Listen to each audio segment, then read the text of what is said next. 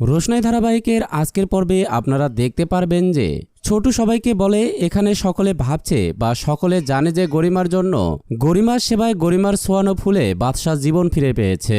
এ কথাটা সম্পূর্ণ ভুল। যে মন্দিরে গরিমা ফুল দিতে গিয়েছিল সেখানে রোশনাইও গিয়েছিল পুজো দিতে। আমি ওকে নিয়ে গিয়েছিলাম। গরিমা যে ফুল নিয়ে এসেছিল সেই ফুলে বাদশার মাথায় ঠেকানো হয়নি, ছোঁয়াতেও দেওয়া হয়নি।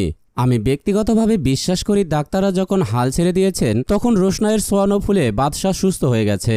তখন রোশনাই বলে এসব কথা থাক না ছোটু। তখন অরণ্যক বলে আমি এসব মানি না, আমি ডক্টরের চিকিৎসায় সুস্থ হয়ে উঠেছি আর মা বাবার প্রার্থনায় আর গরিমার ভালোবাসায় আমি সুস্থ হয়ে উঠেছি।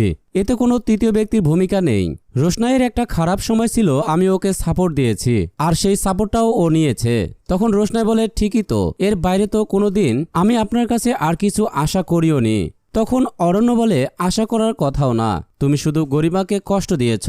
যে কাজগুলো করলে গরিমার কষ্ট হয় তুমি ঠিক সেই কাজগুলোই করেছ।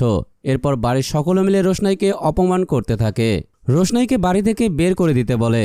তখন অরণ্যক বলে না, ও যদি এখান থেকে চলে যায় তাহলে আমাদের সবার বদনাম করতে পারে। এদিকে গরিমা বলে রোশনাই যতদিন থাকবে এ বাড়িতে আমি আসবো না। তখন রোশনাই বলে আমি আর এক মুহূর্ত এ বাড়িতে থাকতে চাই না, আমি এখনই এ বাড়ি থেকে চলে যেতে চাই। তখন অরণ্যক বলে তুমি ভেবেছ কি তুমি আমাদের এত বড় ক্ষতি করেছো আর এমনি এমনি আমি তোমাকে যেতে দেব?